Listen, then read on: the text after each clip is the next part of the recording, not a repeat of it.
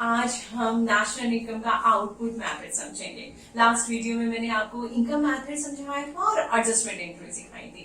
Adjustment entry यहाँ पर भी काम आएंगी, तो आपको पहले वो वीडियो भी देखना पड़ेगा। आज हम आउटपुट मेथड कर रहे हैं। ओके, आउटपुट मेथड से हमें क्या मिलता है? सबसे पहले वही is GV8 MP। GV8 MP में सब GDP8 MP भी वही होता है।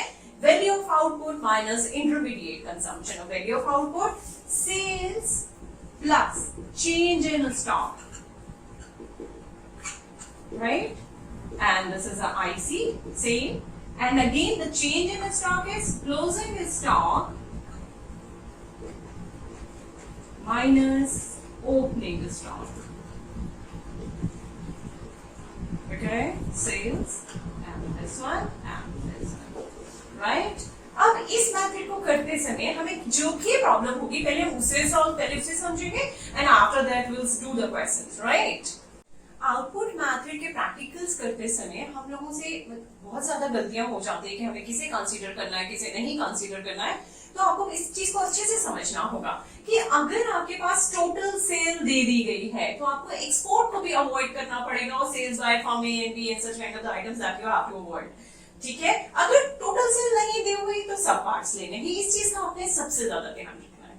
ठीक है, उसके बाद इंटरमीडिएट कंजम्पशन भी यही है कि अगर आपको इंटरमीडिएट कंजम्पशन दे दी जाती है तो आप purchase of raw material, electricity charges, import of raw material, इन सबको आप इग्नोर करेंगे। और अदर आइटम्स अगर वो देते हैं तो आपको पता होना चाहिए कि इंटरमीडिएट कंजम्पशन दे दी गई है तो आपके इसके सब पार्ट्स को अवॉइड करना है, राइट? और अगर इंटरमीडिएट कंजम्पशन नहीं दिया गया तो आप सब पार्ट्स को ले सकते हैं। ठीक है, और आपको किन चीजों का ध्यान रखना है कि हम इसमें इनडायरेक्ट टैक्स इसमें क्या सभी मेथड में हमें इनडायरेक्ट टैक्स लेना है, डायरेक्ट टैक्स नहीं लेना है। इनडायरेक्ट टैक्स एक्साइज ड्यूटी हो सकता है, वो इसकी फॉर्म में दे सकते हैं, GST बोल सकते हैं। ठीक है, तो आपको इसका ध्यान रखना है। अब हम क्वेश्चंस करेंगे तो आपको बहुत अच्छे से और अच्छे से समझ आ जाएगा। अब हम प्रैक्टिकल्स के थ्रू हम इस मेथड को समझेंगे। हमें क्या पूछा है? NVA at MP, NVA at MP, right? लेकिन हमें मिलता क्या है ये सबसे पहले आपको पता होना चाहिए। वैल्यू ऑफ आउटपुट मैथड से मिलता है GDP at MP, right? GDP at MP। अब हम एडजस्टमेंट एंट्रीज को पहले करेंगे। नेट ग्रॉस डिप्रिसिएशन माइनस होगा। ठीक है, अब हम अपना GDP at MP जो वैल्यू ऑफ आउटपुट मैथड का रूल है उसे लगाएंगे। उसे भी लगाने से पहले हमें सब आइटम्स को अच्छे से देखना होगा कि हमें वैल्यू ऑफ आउटपुट दे रखा है या उसको भी स्प्लिट करके दिया हुआ है, like sales plus change in stock and all. ठीक है, opening stock, net, subsidy, intermediate cost, closing stock, debt and sales, यानी हमें sales plus change in stock वाला लगाना पड़ेगा। इस हम यहां से स्टार्ट करते हैं, is a sales plus change in stock minus IC and minus debt. ठीक है, अभी भी हम वैल्यूज नहीं रखेंगे क्योंकि अभी हमारा CISP चेंज इन स्टॉक भी स्प्लिट होगा। Sales plus closing stock minus opening stock minus IC minus debt. अब जब भी बहुत अच्छे से हमने जनरेट कर दिया उसके बाद हम वैल्यूज रख देंगे, right? Is a sale is a 40, closing stock हमें कितना दे रखा है? 8, ओपनिंग स्टॉक हमें दिया हुआ है 10, IC हमें दिया हुआ है 12 एंड डेट हमें दे रखा है 5। हमने आपको कहा है कि सबसे पहले हम लोग क्या करेंगे? वैल्यूज प्लस माइनस माइनस हम एक जगह प्लस करेंगे। 48 माइनस 27 इज 21। तो यानी हमारा क्या? हमारा NVA at MP कितना आ गया? 21 आ गया। अब इतना इजी क्वेश्चन आपसे नहीं पूछे जाएंगे। आपसे जो भी पूछे जाएंगे ना कोई आइटम मिस करके पूछेंगे। जैसे मिसिंग होगा, जैसे सेल्स मिसिंग हो सकता है, क्लोजिंग स्टॉक को आपसे पूछ सकते हैं, लेकिन तब वो आपको इसकी वैल्यू देंगे। आपने क्या करना है कि उसको उसी प्लेस पे रखकर हम अपनी कैलकुलेशन करके उसको शिफ्टिंग कर देंगे तो हमारा आ जाता है, क्योंकि ये इजी इस तरह से नहीं कि आपको बिल्कुल इजी वे में पूछा जाए। ओके, अब हम नेक्स्ट क्वेश्चन में इसको यही देखेंगे कि वो सेल्स भी पूछ सकता है, वैल्यू ऑफ आउटपुट भी पूछ सकता है, क्लोजिंग स्टॉक, एनीथिंग, लेकिन हमारा प्रोसेस यही रहेगा। अब हम वो क्वेश्चंस करेंगे जो एग्जाम्स में हमें सबसे ज्यादा पूछे जाते हैं। वो किस तरह के क्वेश्चंस होते हैं? वो कभी हमसे सेल्स पूछ लेते हैं, वैल्यू ऑफ आउटपुट पूछ लेते हैं, इंटरमीडिएट कंजम्पशन। ठीक है, इस क्वेश्चन में हमें क्या पूछा गया है? सेल्स निकालना है। अगर हमें सेल्स निकालना है तो हमें क्या क्या दिया हुआ है? Subsidies, opening stock, closing stock, IC, debt, profit और एनवीएएफसी, जिसे हम बेस समझकर बेस मानेंगे। एनवीएएफसी हमें क्या मिलता है? जीडीपी एट एमपी मिलता है। एंड नेट बाहर है, जी ग्रॉस अंदर है, डेट माइनस होगा आपका, वीएडी पे same, FCMP minus net indirect taxes. Right, अब हम जीडीपी एमपी को, जीडीपी एट एमपी जो कि क्या होता है? Sales plus change in stock, sales plus change in stock minus IC minus debt minus NIT. अभी भी ये भी स्प्लिट होगा। Then again write it, closing stock minus opening stock minus IC minus debt minus net. Now we can put value. NVAFC is 2000, sales हमें नहीं दिया, आप इसको एज इट इज रखिए। राइट, क्लोजिंग स्टॉक आपको कितना दिया हुआ है? 600 माइनस 500, आपका ओपनिंग है। आईसी हम देखेंगे, आईसी हमें दे रखा है 3000, डेट हमें दे रखा है 700, net indirect tax minus subsidies, और हमें इनडायरेक्ट टैक्स इसमें नहीं दिया हुआ है, इसलिए हम इसे 0 अज्यूम करेंगे, और हमें सब्सिडीज दिया हुआ है 200। राइट, अब 2000, सेल्स को वही रखिए और इसको सॉल्व करेंगे हम। 600 माइनस 100 माइनस 3000 माइनस 700 प्लस 200। पहले हम प्लस को करेंगे, 200 and 600 is 800 minus 3800। This is a sales. इससे हमारा कैलकुलेशन आसान हो जाता है। Sales minus 3000 is 2000। आप सेल्स को वही रखिए और आपका ये 5000 सेल्स आ जाएगा। ठीक है, यानी कि हमने इसमें क्या समझा कि हमें जो भी निकालना है उसको वही रखिए, बाकी आपका प्रोसेस जो रूल है वो वही का वही रहेगा। बिल्कुल उसे वही रखिए, वो अपने आप ही वहीं पे रह जाएगा, वैल्यूज शिफ्ट हो जाएंगे और आंसर निकल जाएगा। तो बहुत इजी वे है ये करने का। अब हम एक और क्वेश्चन से समझते हैं कि कैसे मिसिंग आइटम्स को निकालना है। इसमें हमें क्या पूछा है? इंटरमीडिएट कंजम्पशन पूछा है। हमें क्या दे रखा है इसमें? एनवीएएफसी। एनवीएएफसी हमें क्या मिलता है? GDP at MP. GDP at MP, net gross depreciation minus VOGP, they are same, FCMP net minus हो जाएगा। ठीक है, अब हम क्या करेंगे? जीडीपी एट एमपी हमारा कैसे फॉर्म होगा? वैल्यू ऑफ आउटपुट से फॉर्म हो रहा है या सेल्स से फॉर्म हो रहा है? ये हमारा वैल्यू ऑफ आउटपुट से फॉर्म हो रहा है। तो value of output minus IC minus dep minus NIT. बस, अगर आपका फॉर्मूला आपने जनरेट कर लिया, अब वैल्यूज रख दीजिए। एनवीएएफसी, एनवीएएफसी की वैल्यू क्या दे रखी है आपको? आपको एनवीएएफसी की वैल्यू दे रखी है 80। राइट, वैल्यू ऑफ आउटपुट 200 दे रखा है। आईसी निकालना है, इसे वहीं पे रखे, अपने आप इसका वैल्यू आ जाएगा। डेफ आपको कितना दे रखा है? 20। और एनआईटी, एनआईटी किसके फॉर्म में है? सेल्स टैक्स माइनस सब्सिडीज की फॉर्म में है 15 minus 5। Right, 80, 200 minus IC minus 20 minus 10, 200 minus 30 minus IC 80. 80 is equal to 170 minus IC. Minus IC is equal to minus 90 and IC is equal to 90. अब हम expenditure method को समझ रहे हैं। Expenditure method में हमें क्या मिलता है? Is GDP at MP. GDP at MP, इसके लिए हमें क्या चाहिए होगा? Is a private final consumption expenditure, government final consumption expenditure, gross domestic capital formation and the net export. इसको आपके पास इस आइटम में कोई प्रॉब्लम नहीं आएगा, इसमें भी नहीं आएगा और उसमें भी नहीं आएगा। आपको प्रॉब्लम सिर्फ इसमें आएगा। और ये क्वेश्चन यहीं से थोड़ा सा ट्विस्ट होना शुरू हो जाता है सिर्फ इसी आइटम की वजह से।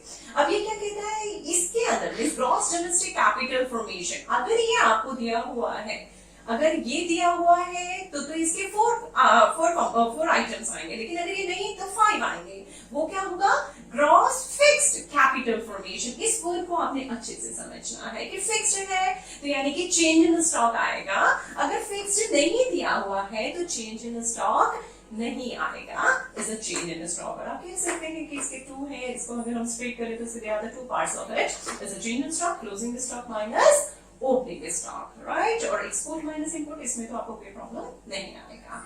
करते हैं इसके एग्जांपल्स से इसको और अच्छे से समझते हैं। अब हम इस प्रैक्टिकल क्वेश्चन से एक्सपेंडिचर मैथड को अच्छे से और समझते हैं। एक्सपेंडिचर मैथड में हमें क्या निकालना है, NTP at FC, NTP at FC। Again, what we get it from it is a GDP at MP, GDP at MP। Adjustment entry first, net gross depreciation, DPDP and the FC and MP minus net indirect taxes। अब हम GDP at MP को expand करेंगे, okay. GDP at MP हम expand करने जा रहे हैं, is a GDP at MP हमें क्या क्या चाहिए, PFC, private final consumption expenditure. Second item is a government final consumption expenditure. उसके बाद ग्रॉस डोमेस्टिक कैपिटल फॉर्मेशन। बस इसी आइटम पे आपने सबसे ज्यादा फोकस करना है कि आपको स्प्लिट करके दिया हुआ है, गवर्नमेंट फाइनल कंजम्पशन एक्सपेंडिचर दे रखा है, is a gross domestic fixed capital formation, यानी कि चेंज इन स्टॉक आएगा क्योंकि हमें क्या दिया हुआ है, फिक्स्ड दिया हुआ है। तो gross domestic fixed capital formation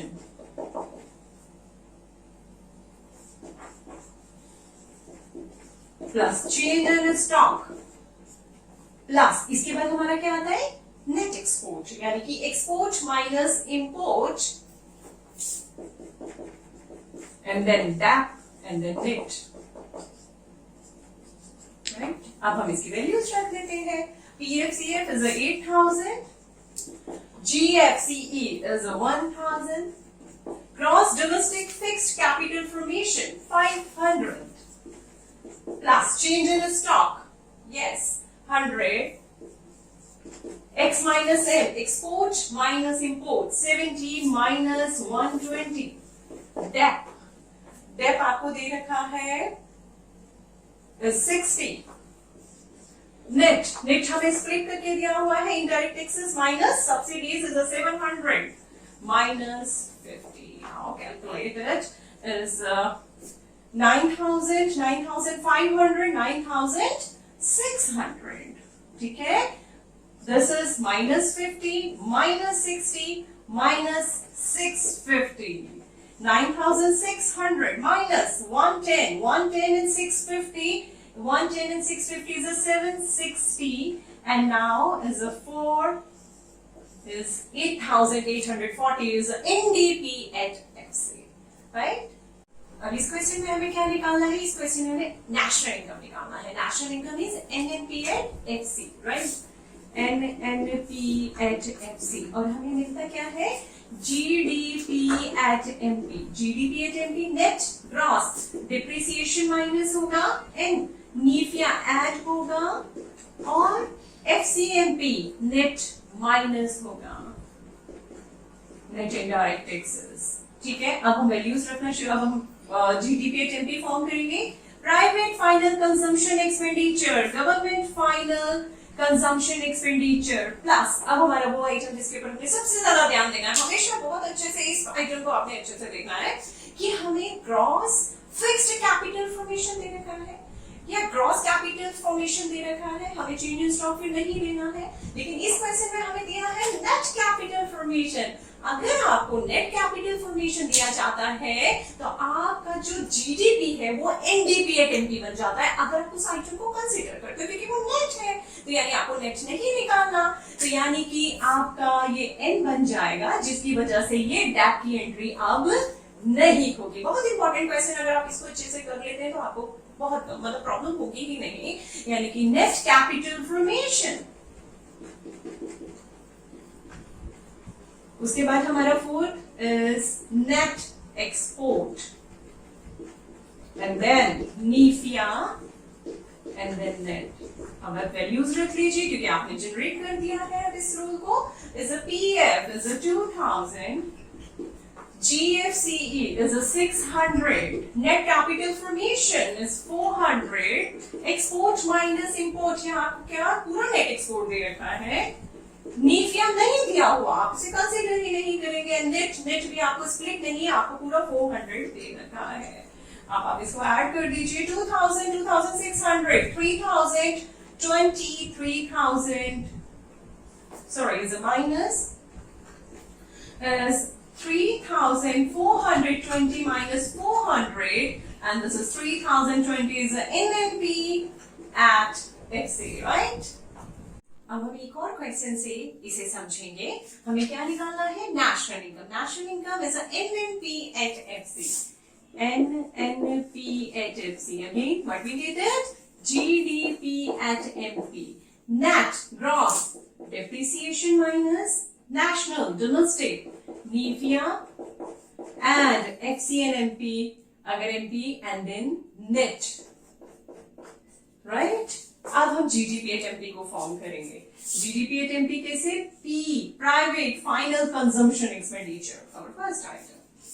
Government final consumption expenditure. After that we have to stop और देखना है कि हमें क्या दिया गया है, क्योंकि इससे में वर्क करना एक्सपेंडिचर मैथड में हमें दिया है net domestic fixed capital formation. Net अगर नेट दिया जाता है तो हमारा जीडीपी एट एमपी क्या बन जाता है? एनडीपी एट एमपी बन जाएगा और डेट की एंट्री नहीं होगी। तो आपने ये सब लिखना नहीं है कि वो नेट हो गया, आपने डेट की एंट्री यहाँ पर अब नहीं होगी। ओके, अब हम देखेंगे अगर फिक्स्ड दे रखा है, क्योंकि अगर फिक्स्ड दे रखा है तो चेंज इन स्टॉक आएगा, नहीं तो नहीं आएगा।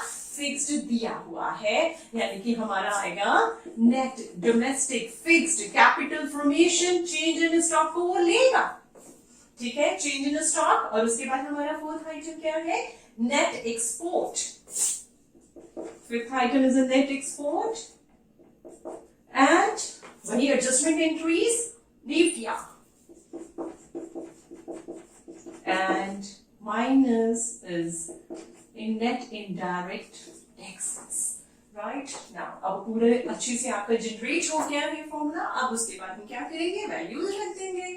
PFCE हमारे पास है 4000, GFCE हमारे को दे रखा है 1000, net domestic fixed capital formation, change in stock आपको दे रखा है 50, नेट एक्सपोर्ट माइनस 100, ओके, नीफिया आपको दे रखा है माइनस 50 और NIT किसकी फॉर्म में है? स्प्लिट फॉर्म में है, इनडायरेक्ट टैक्सेस माइनस सब्सिडीज,